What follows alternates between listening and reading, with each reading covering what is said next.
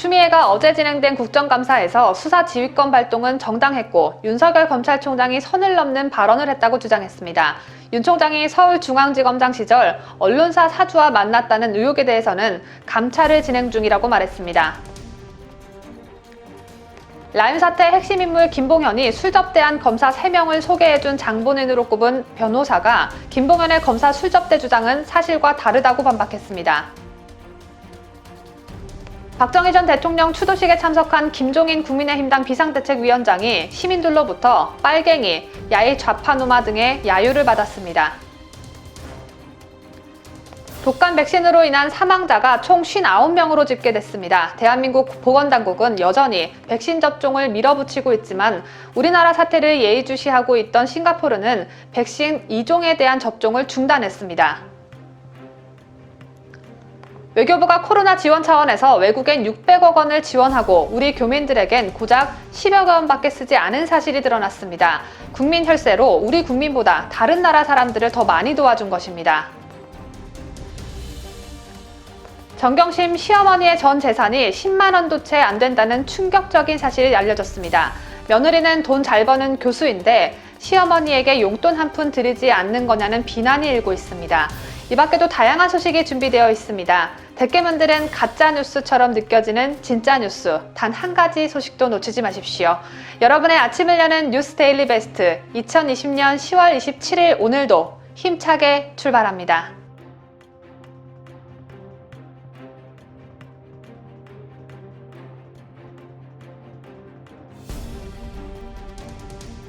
시청자 여러분 안녕하십니까? 뉴스 데일리 베스트 민앵커입니다.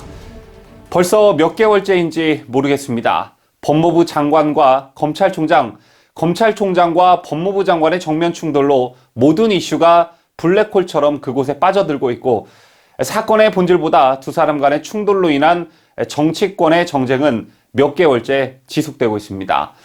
사안의 핵심은 이른바 검찰개혁이라는 미명 아래 자행되고 있는 정권의 검찰 길들이기, 더 나아가 검찰 권력 해체라는 본질을 이젠 모르는 국민들이 없을 듯한데 정권은 아랑곳하지 않고 추미애라는 정치적 법무부 장관을 앞세워 그 작업을 멈추지 않고 있습니다. 어제는 국회 법제사법위원회 마지막 국정감사가 열렸습니다. 지난주 같은 자리에서 윤석열 검찰총장의 작심 발언이 나와 화제가 되었던 터라 이날 추미애 법무부 장관의 반격에 관심이 모아졌는데요. 먼저 추미애 장관은 법무부 장관은 검찰총장의 상급자다. 또 윤석열 총장은 정치를 하지 않을 거라고 말했어야 한다며 윤 총장이 선을 넘었다는 말도 했습니다. 그리고 논란이 되고 있는 수사지휘권 박탈과 관련해선 비정상을 정상으로 돌려놓기 위한 당연한 조치다라고 답했는데요. 먼저 이날 추미애 장관의 윤석열 총장과 관련된 발언은 어떤 것들이 있었는지 강혜국 기자가 보도합니다. 어제 열린 국회 법사위 종합국정감사에서 추미애 법무부 장관의 오만한 태도는 계속됐습니다. 지난주 목요일 같은 자리에서 윤석열 검찰총장이 쏟아낸 작심 발언에 대한 추미애의 반박이 시작되는데요. 우선 윤 총장이 검찰 수사의 독립성과 중립성 때문이라며 검찰총장은 법무장관 부하가 아니라고 한 것에 대해 추 장관은 상하 관계라는 점을 분명히 했습니다. 법무부 장관은 검찰총장의 상급자이다. 맞습니다. 또는 사급자. 그래서 부하라는 표현을 누구도 사회에서 사실 안 쓰는 표현이니까요. 저도 부하라는 단어는 생경합니다. 중형이 예상되는 사람들 얘기 하나로 총장의 수사지휘권을 박탈한 건 비상식적이라는 윤 총장 발언에는 이렇게 답했습니다. 수사 지휘권은 비정상을 정상으로 돌려놓기 위한 당연한 의당이 해야 되는 지휘권이죠. 윤 총장이 퇴임 후 정치를 할 가능성을 배제하지 않았던 대목도 비판했습니다. 내일 당장 정치를 하는 한이 있더라도 오늘 이 자리에서만큼은 저는 정치할 생각이 전혀 없습니다 함으로써 조직의 안정을 지켜주는. 또 문재인이 메신저를 통해 임기를 지키라고 전했다는 발언에는 의구심을 표하면서 선을 넘었다고 했습니다. 실제로 정식 보고 라인을 생략한 채로 비선을 통해서 어떤 메시지나 의사를 그를 전달하시는 성품은 아니십니다. 한편 청와대도 윤 총장이 발언한 메신저 논란에 불편한 기색을 내비쳤습니다. 청와대 관계자는 문 대통령은 독대를 하지 않고 항상 배석자를 둔다며 마치 비선이 있는 것처럼 메신저를 운운하는 게 이해되지 않는다고 밝혔습니다. 추 장관의 비선 두지 않는 대통령 발언과 똑같은 말을 하면서 윤 총장 발언이 틀렸다는 점을 지적한 것으로 풀이됩니다. 자유대한민국을 수호하는 뉴스데일리베스 강희국입니다. 추미애가 법무부 장관으로서 윤 총장을 올가맬 수 있는 방법은 수사지휘권 박탈과 감찰입니다. 자, 이미 추미애 장관은 수사지휘권 발동을 통해 윤 총장을 수사에서 배제시켰고 어제는 이미 감찰이 진행되고 있는 것 외에도 두 가지를 추가로 언급했습니다. 윤 총장이 과거 지검장 시절 옵티머스 사건을 무마해 주었다는 의혹 한 가지와 윤 총장이 언론인 사주와 만났다는 의혹, 이 두 가지인데요. 법조계 일각에서는 추 장관의 감찰 카드가 윤 총장을 향한 전방위 압박을 넘어 추 윤 총장을 해임하기 위한 해임 건의까지 염두에 둔 포석이 아니냐는 관측까지 나오고 있는 상황입니다. 이어서 김자유 기자가 보도합니다. 추미애 장관이 어제 언급한 윤석열 검찰총장 관련 추가 감찰건은 크게 두 가지입니다. 먼저 윤 총장이 서울중앙지검장 시절 옵티머스 펀드 수사팀이 계좌 추적을 안 했다며 윤 총장의 부실 수사 책임을 감찰로 살펴야 한다고 한 겁니다. 혼지 사기의 일종이고요. 계좌 추적만 하면 되는 이거 건데 계좌 추적 안 한 거는 직무유기. 이 상태에서 뭔가 문제가 있는 덮었다면 직권남용입니다. 하지만 윤석열 총장은 지난주 국감장에 출석해 작년 5월 서울중앙지검이 옵티머스 사건을 무혐의 처리한 데 대해 당시 지검장이었던 윤석열 검찰총장은 보고받지 못했다고 밝혔습니다. 사건 자체가 부장전결 사건입니다. 피해가 없었습니다. 다 회수된 상태에서 수사 의뢰가 왔다고 저는 보고받았습니다. 또 추미애는 윤 총장이 중앙지검장 시절 조선일보와 중앙일보 사주와 만났다는 의혹은 이미 감찰이 진행되고 있다고 했습니다. 제가 누구를 만났는지는 확인해드리기 어렵습니다. 그걸 어떻게 확인을 합니까? 상대방이 있는데. 명령에 위배되는 여지가 있는 이 부분도 그렇죠. 있고요. 현재 감찰 진행 중이고 네. 결과가 나온다면 보고를 드리도록 하겠습니다. 이 밖에도 추미애 장관은 여권 정치인 관련 정보를 캐기 위해서 김봉현 전 스타모빌리티 회장과 검찰이 한 팀이 됐다는 의혹이 있다고 말했습니다. 김 전 회장 주장대로 술 접대받은 검사가 라임 사건 수사팀장이 된 것도 확인했다면서 감찰과 수사를 통해 의혹을 밝힐 것이라고 말했습니다. 집에서 고액의 향응을 받은 검사가 바로 이 사건 수사팀장으로 투입돼서 복도에서 마주쳤다. 깜짝 놀랐다. 아는 척 하지 말라라고 하더라고 돼 있고요. 감찰 결과 사실로 확인이 되고 법무장관과 검찰총장 갈등만 유독 부각됐던 법사위 국감은 어제 마무리되고 이제는 검찰의 수사와 검찰에 대한 감찰 결과에 따라 국민 여론으로부터 양측 주장이 심판받는 국면으로 넘어가게 됐습니다. 자유대한민국을 수호하는 뉴스데일리 베스트 김자유입니다. 국민 여러분, 앞서 말씀드린 대로 이제 추미애의 추자만 나와도 아주 진절머리가 나시죠. 그래서 오늘은 어제 국정감사장에서의 추미애 장관의 핵심 발언만 짧게 발췌 보도를 해드렸는데요. 추 장관과 윤 총장의 갈등과 대립 문제에 포커스를 맞추다 보면 라임 옵티머스 사건의 본질을 놓치는 우를 범하고 맙니다. 그래서 여러분들도 너무 그쪽에 관심을 갖기보단 본질적인 문제를 놓치지 말도록 하셔야 할 텐데 어제 국감장에서 추미애의 핵심 발언은 라임 김봉현의 진술이 검찰 결과 사실로 확인되고 있다 였습니다.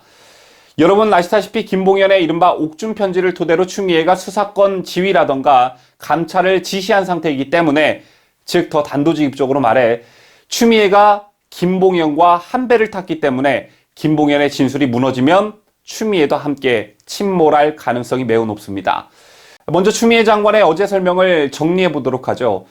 추미애는 김봉현의 진술을 토대로 A룸사롱을 특정해서 검찰이 지난 4월 이곳을 압수수색했다고 했습니다. 여기서 추미애가 말한 날짜가 4월 21일인데요. 김봉현은 이로부터 이틀 뒤인 4월 23일에 체포됐습니다.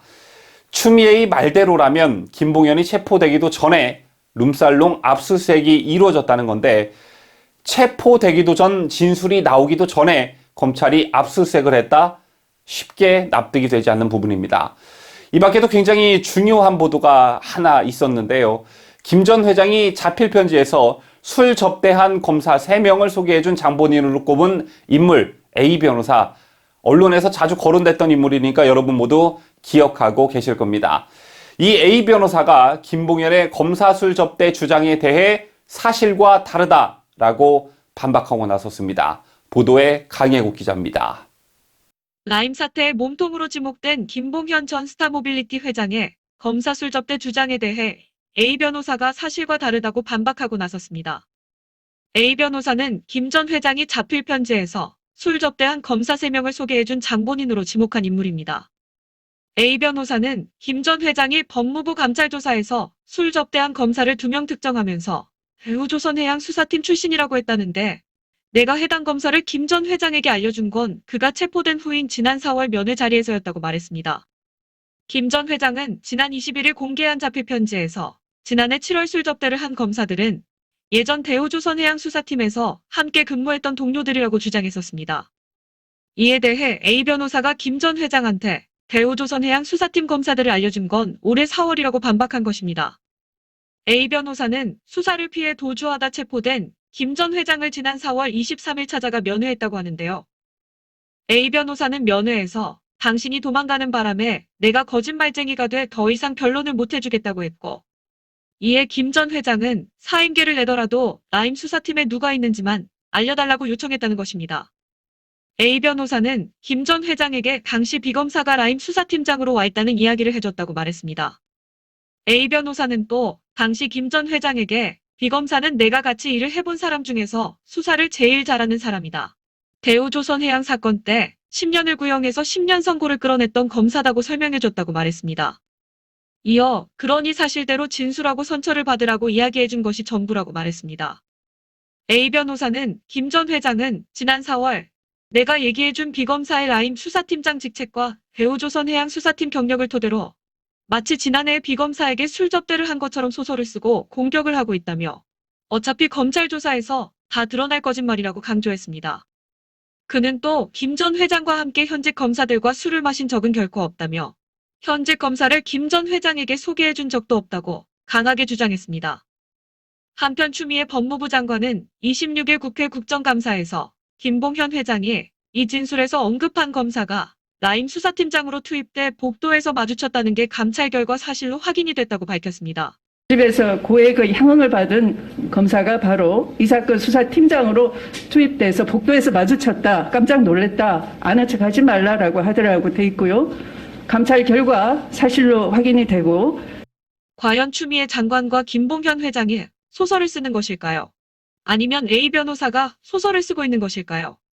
사실 확인 결과에 따라 어느 한쪽은 나가리가 될 것이 자명해 보입니다. 자유대한민국을 수호하는 뉴스데일리베스 강희국입니다.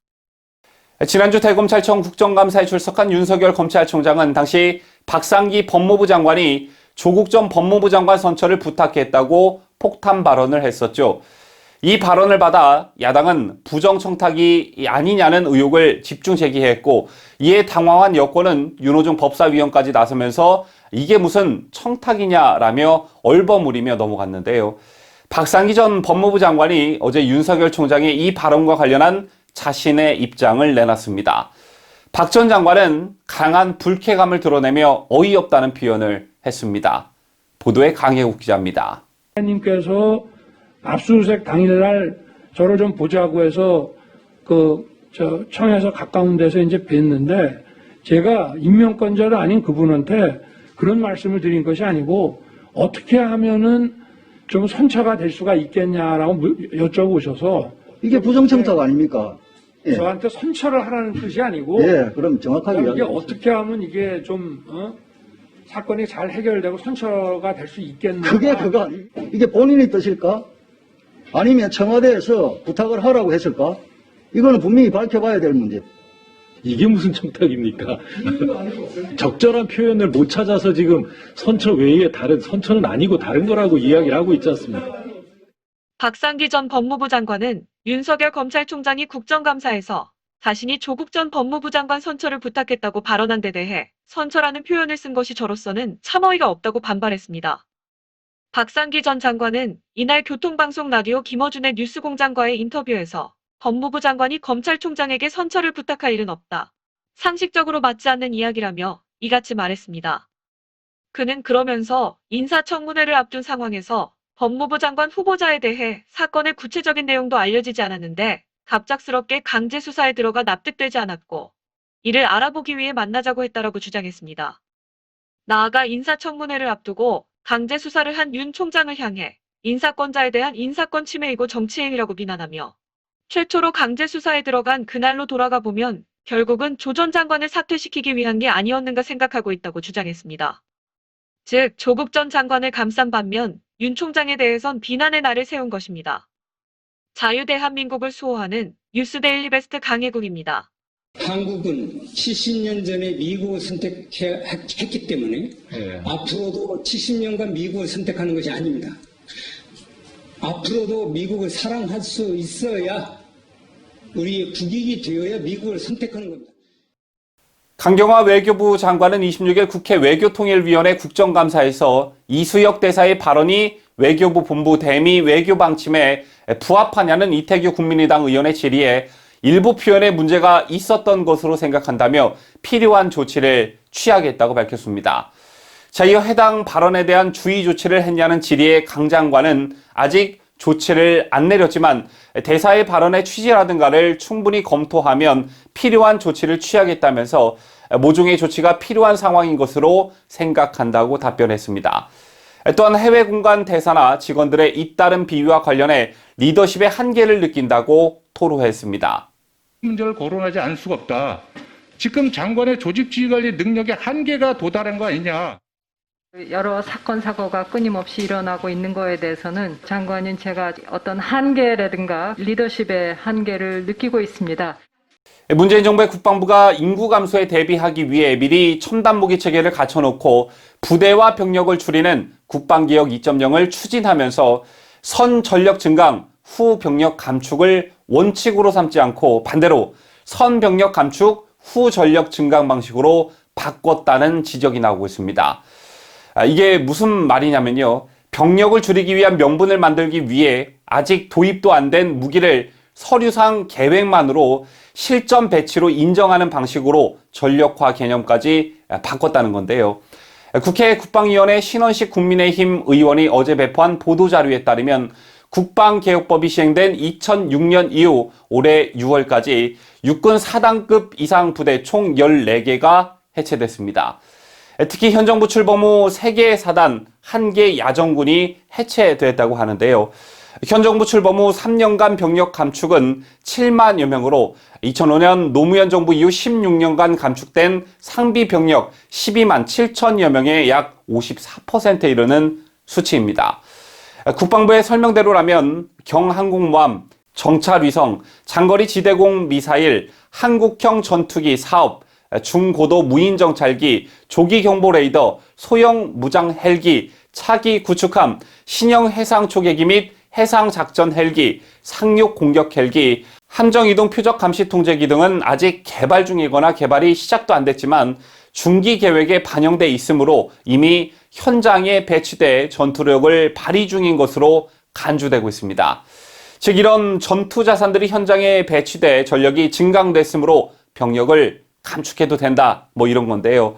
하지만 무기체계의 전력화는 소요가 제기돼 중기 계획에 반영된 이후에도 예산과 기술의 한계, 해외 변수 등의 요인으로 실전 배치 일정에 차질이 빚어지거나 아예 실패한 사례가 부지기수입니다. 군 안팎에 따르면 현 정부 들어 미흡한 전력화 상태에서 부대 및 병력 감축을 본격화하고 있어 전력 공백 현실화 우려가 커지고 있는 상황입니다. 지난 25일 일요일 기준 독감 백신으로 인한 사망자 수가 59건으로 집계됐습니다. 사망자 수를 신고 건수로 돌려 말하면서 말장난 재주가 뛰어난 정은경의 질병관리청은 59건의 사망자 수 접수 중 46건은 백신과 사망 인과성이 낮다고 밝혔습니다. 없다가 아니라 낮다입니다. 그럼 나머지 13명이 백신을 맞은 후 사망한 건 백신과의 인과성이 있다는 얘기일까요? 사망자가 속출하는 것 자체가 인과성이 있다고 봐야 하는데 본인들의 부족한 능력으로 밝혀내지 못하고 있는 그 원인을 핑계로 접종을 계속 권장하는 이 정부 사람들 도무지 이해되지 않습니다. 이어서 강혜국 기자가 보도합니다. 백신 접종 후 사망한 사례는 59건으로 24일 48건보다 11건이 늘어났습니다.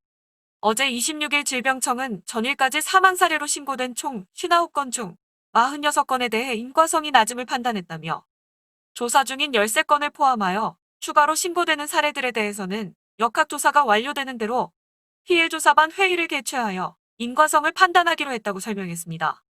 질병청은 현재까지 검토한 46건 사례, 모두 백신의 이상이나 접종 과정상의 오류 가능성은 낮다고 봤습니다. 사망 사례에서 백신의 이상 반응으로 추정되는 소변 없음, 기저질환, 심혈관계 질환, 뇌혈관계 질환, 당뇨, 간경화, 부정맥, 만성폐 질환, 악성 종양 등의 악화로 인한 사망 가능성이 높음, 부검 결과 명백한 다른 사인인 대동맥 박리, 뇌출혈, 폐동맥 혈전색전증 등등이 근거가 됐습니다. 백신 이상 문제가 아니라 평소 가지고 있는 질환의 문제라는 것입니다. 원인이 밝혀질 때까지 접종을 멈춰야 하는 게 상식인데 오히려 접종을 강요하고 있는 한국과 대비되는 나라가 있습니다. 싱가포르 보건당국은 백신 2종에 대한 접종 중단을 권고했습니다. 한국에서 발생한 사망자 여파입니다. 싱가포르 보건당국은 스카이 셀플루 사가와 박시그리프 테트라, 독감 백신 접종을 일시적으로 중단해달라고 권고했습니다. 싱가포르 보건당국이 접종 중단 권고를 내린 2가지 종류의 독감 백신은 한국에서 접종 후 사망한 사람들이 맞은 백신에 포함되어 있습니다. 싱가포르 보건부와 산하 보건과학청은 전날 성명에서 이번 조치는 한국에서 백신 접종 후 사망 사실이 보고된 데 따른 예방적 조치라고 설명했습니다. 대한민국 사람들이 죽어나가는 걸 보면서 다른 나라가 자국민을 위해 긴급 조치를 내린 셈인데 싱가포르의 이 현명한 선택을 보면서 우리 한국인들은 문재인 정부의 백신 사업에 이용당하고 있다는 생각이 더욱 강하게 듭니다. 백신 제품을 소비하지 않으면 안 되는 이유라도 있는 것인지, 대체 몇 명이 죽어야 백신 접종에 대한 고집이 꺾일 것인지 여러 가지로 참 궁금하네요. 뉴스데일리 베스트 강혜국입니다. 애국 우파 시민단체 자유대한 호국단이 박능우 보건복지부 장관과 정은경 질병관리청장을 과실치사죄, 부작위에 의한 살인죄 혐의로 대검찰청에 고발했습니다. 지난 23일 자유대한호국당은 대검찰청 앞에서 기자회견을 열고 피고발인들은 백신 접종 직후 사망한 자들과 관련하여 기저질환 또는 고령을 문제 삼으면서 백신의 문제라는 점을 인정하지 아니하고 이에 대해 극구 반대하지만 그렇다면 17살 고등학생의 첫 사망 사례는 무엇으로 설명을 할 것인지 의문이며 이 첫 사례자의 기저질환이라고는 알러지 비염에 지나지 않는 것으로 이로 인해 급작스럽게 사망한다는 것은 결코 흔치 않은 일이라 할 것이라고 주장했습니다. 그러면서 특히 만 17세 사례자의 부검 결과가 백신으로 인한 것이 아니라는 결과 공표를 해당 부검의가 한 바가 있으나 구체적인 정보 공개가 없는 이상 아무런 질환이 없던 건강한 청소년의 사망과 관련하여 부검의가 왜 그런 판단을 내렸는지에 대해서도 면밀한 조사가 필요할 것이라고 촉구했습니다. 자유대한호국단은 국민의 생명을 적극적으로 지켜내야만 하는 자기 의무 있는 자들이 위험한 원인 제거를 전혀 하지 않은 부작위로 인해 국민의 생명에 위해를 가하여 사망의 결과를 발생시켰으니 2020년 10월 21일 오후 6시경 이후에 발생한 백신 사망 사건들은 피고발인 박능우, 정은경 이하 질병관리청 인사들의 부작위에 의한 살인으로 판단하여 형사처벌함이 마땅하다며 고발의 이유를 밝혔습니다.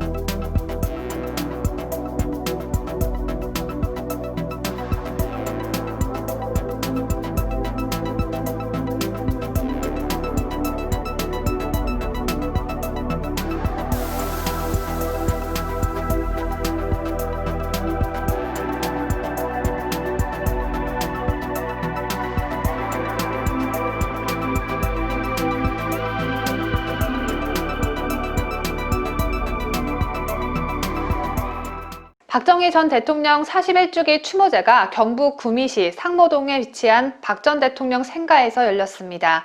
어제 26일 구미시와 박정희 대통령 생가 보존회 주최로 마련된 이번 추모식은 코로나 예방 차원에서 예년보다 간소하게 진행됐습니다.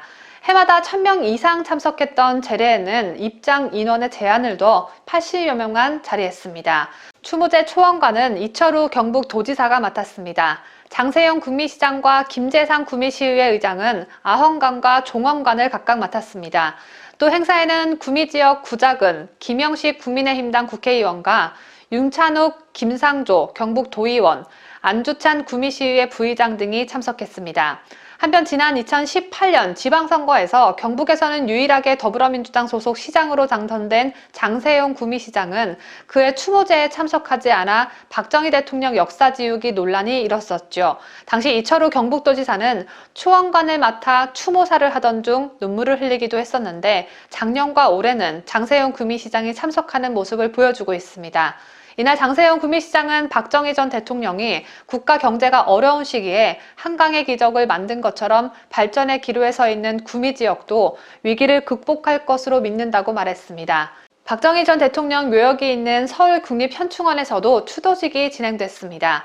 민족중흥회 주관으로 열린 이날 추도식에는 박근영 전 유경재단 이사장, 강창희 전 국회의장, 김문수 전 경기도지사, 조원진 우리공화당 대표 등이 참석했습니다. 정재호 민족중흥회 회장은 개식사에서 형령했던 대한민국의 기상이 볼품없이 시들고 있다며 님의 따님의 석방과 명예 회복을 위해 모든 걸 바치겠다고 다짐했습니다.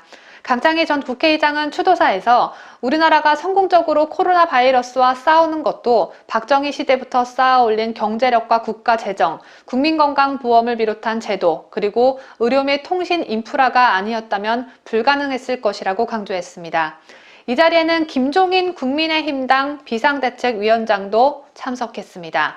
주호영 원내대표도 함께 자리를 했는데, 그런데 이 두 사람은 식이 진행되는 내내 무표정에 박수도 치지 않는 태도를 보이면서 억지 추모를 하러 왔느냐는 지적을 받았습니다. 심지어 이 두 사람은 식이 끝나기도 전 행사 도중에 자리를 떠났습니다. 단순히 눈도장 찍으려고 왔다는 비난 충분히 받을만 하겠죠. 진심이라곤 전혀 찾아볼 수 없는 김종인 위원장이 차로 이동할 땐 일부 참석자들의 거센 야유와 항의가 빌받쳤습니다. 김종인 물러가라! 촬영하실 거면 저희 쪽에 연락을 촬영하실 거면 저희 쪽에 따로 좀 부탁드리겠습니다. 보수를 망치지 말아주세요. 아니 보수를 버리자고 그랬는데 무슨 얘기입니까? 자, 보수를 버리고 뭘로 할 거예요? 죄송합니다. 네? 촬영 요청하실 거면 저희 쪽에 따로 아니 보수를 버리자며요. 그럼 뭘로 지금 이 나라를 이끌어갈 겁니까? 얘기해주세요. 박근혜 대통령 석방 좀 해주세요. 박근혜 대통령 석방 좀 해주세요. 하지 말고. 대통령 석방 좀 해주세요. 박근혜 대통령 석방 좀 해주세요. 최근 광화문 집회자들과 선긋기, 5.18 참배 등 더불어민주당 이중대스러운 김종인의 불만을 갖고 있는 시민들은 야이 빨갱아, 물러가라, 보수를 버리면 뭐로 할 거냐, 야이 좌파놈아 하면서 김종인 위원장을 가로막기도 했습니다. 당황한 기색이 역력했던 김종인 위원장은 아무런 대답 없이 차에 올라 식장을 떠났습니다.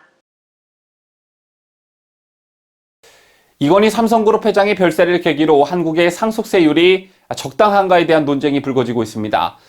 미국이나 유럽도 20세기 초까지만 하더라도 실제 상속세율이 80%를 웃돌았다고 하는데요. 하지만 자신의 재산을 자녀에게 물려주고 싶은 그런 게 인간의 자연 심성이고, 특히 가업을 이어받는 경우 세율을 낮춰주는 게 바람직하다는 경제학계의 연구 결과에 따라 지금은 크게 낮췄다고 합니다. 현재 미국과 영국, 프랑스, 독일 등 유럽 주요 국가의 실제 상속세율은 30%에서 45%에 그치고 있는 반면 한국은 자녀가 가업을 상속할 경우 실제 세율이 60%에 이르고 있는데, 때문에 세계에서 가장 가혹한 상속세율이 적용되는 나라가 한국이라는 지적들이 나오고 있습니다. 그렇다면 징벌적 수준의 상속세 때문에 벌어졌던 해프닝 사례들은 어떤 것들이 있었을까요? 강혜국 기자가 정리했습니다.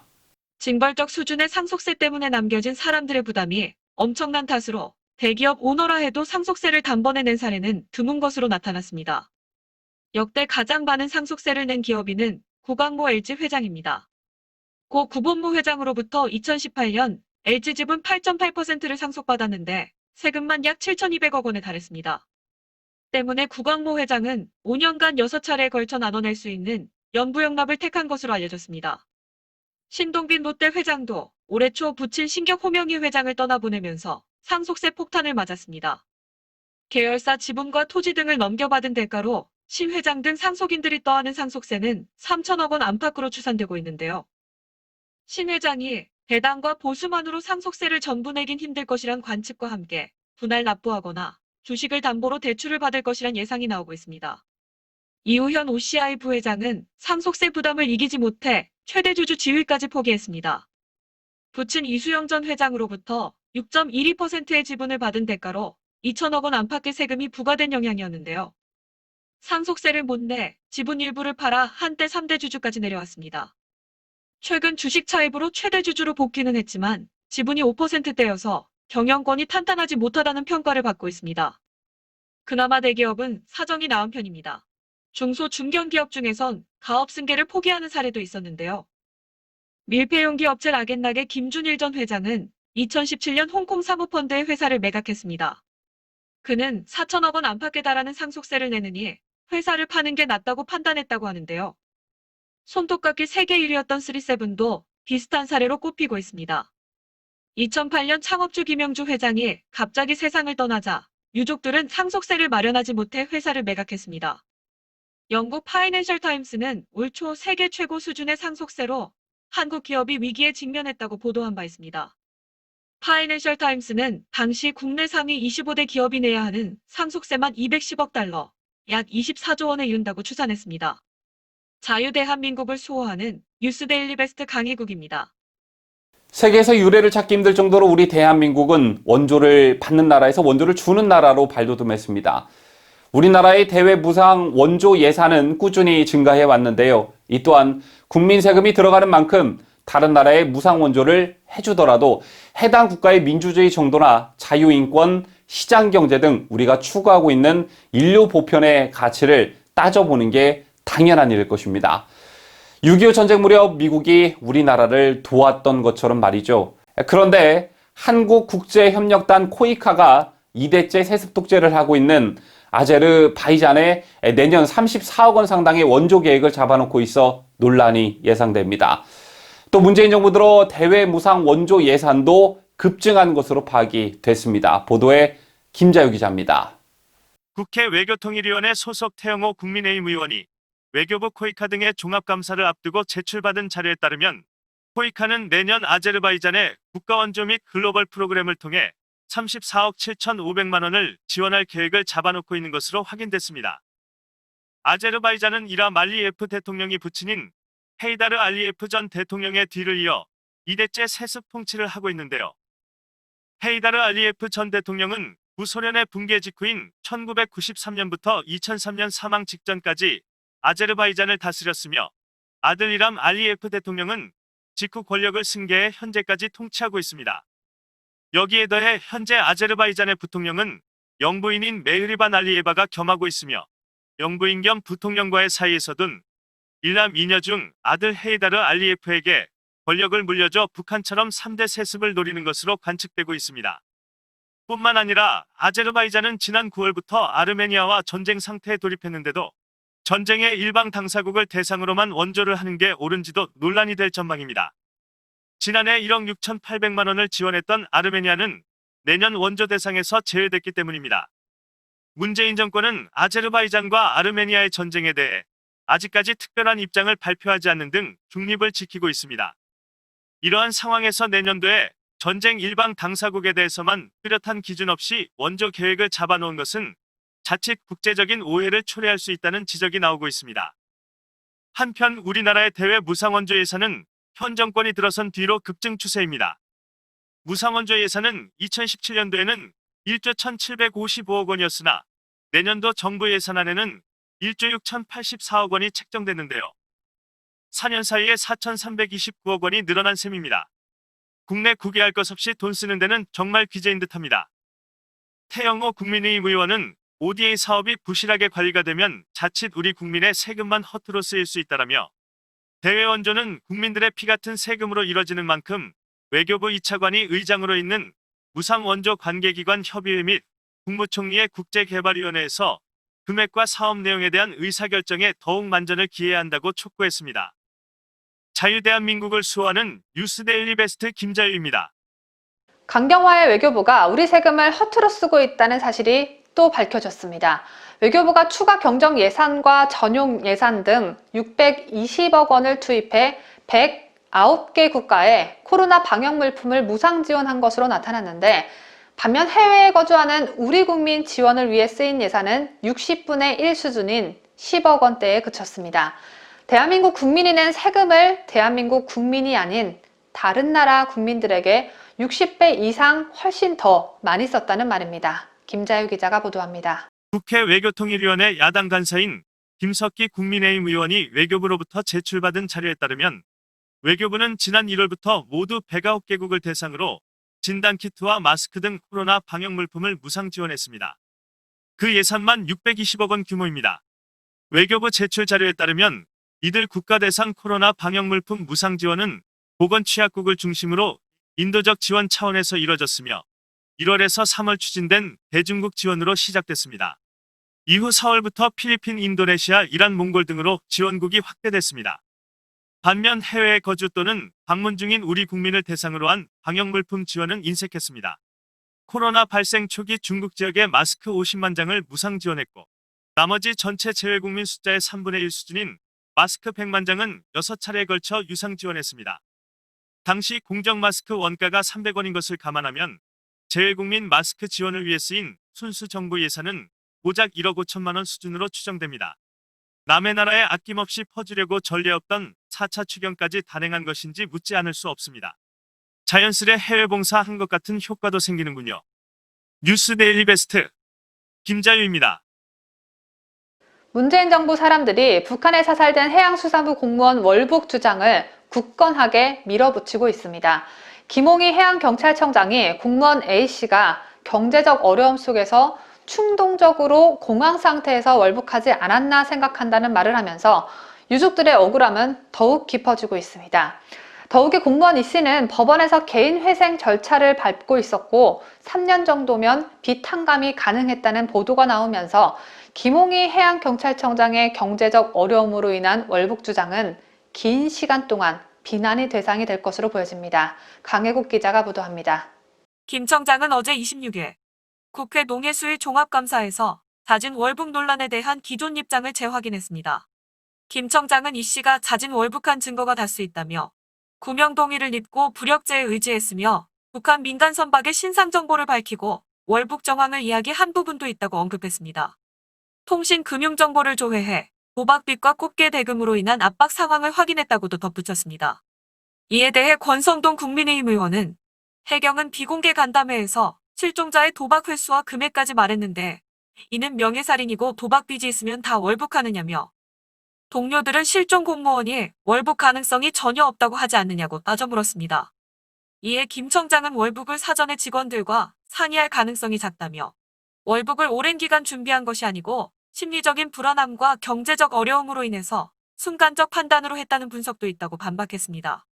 하지만 울산지법에서 진행 중이었던 이 씨의 개인회생 변제계획안을 보면 갚아야 할 도박빚은 2억 6천여만 원에서 9천만 원대로 탕감될 예정이었습니다. 이 변제계획안은 지난 5월에 법원에 제출됐는데 피격 당시에는 법원도 합의한 상태로 법원에 최종 결정만 남아 있었습니다. 이 씨는 올 2월부터 빚을 갚기 위해 변호사를 선임했고 회생 절차 관련 서류도 100여 개 넘게 제출했습니다. 또 이 씨의 회생계획안을 보면 대부분이 금융기관 채무였고 사채 같은 악성 채무도 없었습니다. 이 씨의 변호인은 이 씨의 상환 의지가 강했다고 말했습니다. 이 씨의 변호를 맡았던 정준영 변호사는 신청인은 대부업 대출조차 전무하고 직업을 고려하면 채무 총액도 아주 많다고 볼 수 없다며 많은 서류를 제출하기 위해 이 씨가 공분서주했다고 말했습니다. 다른 평범한 가장들처럼 보통의 빚을 가지고 있었고 이를 변제하기 위해 노력했던 공무원 이 씨의 측근들이 이렇게 많은 증언을 하는데도 이 씨의 월북 주장을 타당하게 만들기 위한 목적으로 순간적 월북 운운하는 김홍희 해양경찰청장. 저는 오늘부터 김 청장을 바퀴벌레보다 못한 인간으로 취급하며 강력히 규탄하겠습니다. 뉴스데일리 베스트 강혜국입니다. 통일부는 남측 민간단체인 남북경총통일농사협동조합과 북한의 개성고려 인삼 무역회사 등이 맺은 1억 5천만 원 상당의 북한술 30여 종 그리고 한국 설탕 167톤과 맞바꾸는 계약에 대한 승인을 검토해 왔었죠. 그러다가 국가정보원이 지난 8월 국회 정보위원회에서 개성고려 인삼무역회사가 대북제재 대상인 점을 밝혀 일단 제동이 걸렸습니다. 그 이후로 이와 관련한 소식은 잠잠했었는데 최근 통일부가 대북제재 대상 기업을 사업에서 제외시킨 남북 물물교환 사업 승인을 검토하고 있는 것으로 확인이 됐습니다. 남북경총 통일농사협동조합 관계자는 26일 국내 언론과 통화에서 통일부의 지난 22일 대북제재 대상인 개성고려 인삼무역회사와 그 업체의 물품을 뺀 남북 물물교환 계약서를 다시 제출했다. 정부의 요청사항이라며 첫 제출한 계약서 내용에 대북제재 대상인 해당 기업을 제외시킨 것이라고 밝혔습니다. 이 관계자는 정부가 국정감사 기간이 끝난 후 승인 검토를 하겠다는 답변을 들었다며 추가 보완 사항이 없으면 이번 주 승인이 될 것으로 보인다고 예상했습니다. 이와 관련해 통일부 관계자는 남북 간 물물 교역 사업을 어떻게든 열어보려고 노력 중인 상황이라며 반출입 부분들은 조건만 갖춰지면 승인할 수 있다. 다만 남북경총 통일농사협동조합 사업 내용 중 보완해야 할 게 있어 살펴보는 단계라고 말했습니다. 아무래도 미국의 세컨더리 보이콧 한방 쳐맞아야 정신을 좀 차릴 듯 싶습니다. 통일부의 이해할 수 없는 행태는 이것 말고도 또 있습니다. 통일부가 다음 달 초 한강하구 중립수역 인근 육지에 대해 생태조사를 시작한다고 하는데요. 남북이 2018년 공동수로 조사까지 벌였지만 미처 결실을 맺지 못한 중립수역에 대해 일단 남측이 할 수 있는 것을 준비한다는 취지인 것입니다. 하지만 지난달 북한군에 의한 우리 공무원 피격 사건에 그 충격이 채 가시지 않은 가운데 남북협력의 필요성을 강조하려는 모양새이지만 피격 사건 이후 공동조사 등 후속 조치가 지지부진한 상황인 만큼 큰 논란이 예상됩니다. 보도에 김자유 기자입니다. 통일부 관계자는 국립생태원과 다음 달 초 한강하구 중립수역 인근 육지습 지생태조사를 시작할 계획이라며 1년간 사계절 생태 변화를 조사할 것이라고 밝혔습니다. 당초 이달 말 착수할 계획이었으나 조사 지역 출입을 조율하는 과정에서 연기된 것으로 알려졌습니다. 이번 생태조사는 한강하구 공동이용 의지를 재발신한다는 취지인 것으로 전해졌습니다. 통일부 관계자는 2018년 남북 공동조사가 짧은 기간에 실시돼 심층조사 필요성이 계속 제기됐다며 북한과 한강하구 전체를 심층적으로 조사할 계획을 가지고 있으나 남북 관계 상황상 북한과의 공동 생태조사는 어려우니 우리 측 숙지부터 조사하는 것이라고 설명했습니다. 한편 우리 공무원 피격 사건 공동조사 제안에 북측이 침묵을 이어가는 가운데 이인영 장관은 남북 협력 의지를 발신하고 있습니다. 북한 김정은이 지난 10일 당 창건 75주년 기념 열병식에서 대남 유화 메시지를 발신한 것을 감안한 것으로 보여지는데 이인영 장관은 지난 21일 남북 정상이 합의한 철도도로 연결 사업 등에 대해 반드시 가야 할 길이라고 발언한 바 있습니다. 자유대한민국을 수호하는 뉴스데일리 베스트 김자유입니다. 북한 대미라인의 핵심 인사인 최선희 외무상 제1부상이 3개월간 혁명화 교육, 즉 강제노역과 사상교육 등의 처벌 조치 교육을 받고 이달 초 복권했다고 북한 전문 매체 데일리 NK가 보도했습니다. 최 부상과 리성건 외무상의 갈등이 격해진 후 중앙당에서 최 부상에게만 처벌 조치를 취했다는 전언인데요. 26일 데일리 NK 내부 소식통에 따르면 최 부상은 지난 7월 혁명화 조치로 평양 형제산 구역에 있는 협동농장에서 3개월간 노역했습니다. 이 협동농장은 중앙당 간부들에게 배급되는 곡물과 채소 등을 재배하는 곳으로 최 부상은 당시 채소 분조에 배치됐다고 합니다. 이에 따라 최 부상이 여름에 뙤약볕에서 고추 농사를 짓느라 얼굴이 새카맣게 탔다고 하는데요. 최선희 부상은 김일성 최측근이었던 최영림 전 북한 내각 총리의 수양딸로서 누구도 함부로 대하기 힘든 출신 성분까지 갖추고 있어 최 부상이 혁명화에 들어가자 외무성 내 분위기도 술렁였던 것으로 전해집니다. 한편 최 부상은 지난 7월 대미 비난 담화 발표 이후 현재까지 공식 석상의 모습을 드러내지 않고 있습니다. 정경심 시어머니의 전 재산이 예금 95,819원인 것으로 알려져 화제가 되고 있습니다. 정경심 시어머니는 최근 법원의 재산 명시 명령에 따라 자신의 재산 목록을 제출했는데 전 재산을 이렇게 예금 10만 원도 채 안 되는 금액으로 신고하면서 조국 일가 소유인 웅동학원이 한국자산공사에 진 나랏빚 130억 원을 변제하기는 사실상 어려워졌습니다. 정경심 시어머니의 눈물 나도록 가난한 통장, 강혜국 기자가 보도합니다. 26일 조선일보가 국민의힘 성일종 의원실로부터 확보해 보도한 자료에 따르면 정경심 시어머니인 박정숙 웅동학원 이사장은 지난 19일 서울중앙지법에 예금 95,819원이 전 재산이라고 밝혔습니다. 주식, 부동산, 회원권, 자동차, 예술품, 귀금속은 물론 의료가구, 가전제품 등도 일절 소유한 게 없다고 신고한 것입니다. 특히 박정숙 이사장은 실소유 의혹을 받았던 부산 해운대 빌라도 재산 목록에 포함하지 않았다고 신문은 전했습니다. 부산 해운대 빌라는 2014년 12월 박 이사장 차남에 전처 A씨 명의로 2억 7천만 원에 매입한 것으로 당시 매입자금은 정경심이 됐던 것으로 알려졌습니다. 앞서 법원은 조국 일가가 캠코의 채무 상환 요구를 사실상 회피 또는 거부하는 데 따른 조치로 재산 명시 명령을 내렸습니다. 재산 명령은 빚을 갚을 능력이 있으면서도 고의로 갚지 않는 악성 채무자에게 법원이 철퇴를 가하는 절차입니다. 캠코는 정경심 시아버지의 건설사와 웅동학원의 은행 대출금에 따른 채권을 기술보증기금과 동남은행으로부터 인수했습니다. 인수한 건설사의 채권은 약 45억 5천만 원, 동남은행으로부터 넘겨받은 채권은 약 85억 5천만 원입니다. 캠코는 이 채권을 인수한 2001년부터 최근까지 130차례에 걸쳐 상환을 독촉했지만 조국 일가는 아직 이를 상환하지 않았습니다.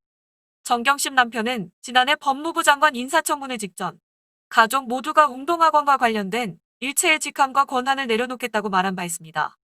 그러나 1년이 지난 현재까지도 조국 친엄마가 웅동학원 이사장직을 유지 중인 것으로 알려지면서 조국의 거짓말쟁이 이미지는 더욱 강해질 것으로 전망됩니다. 뉴스데일리 베스트 강혜국입니다.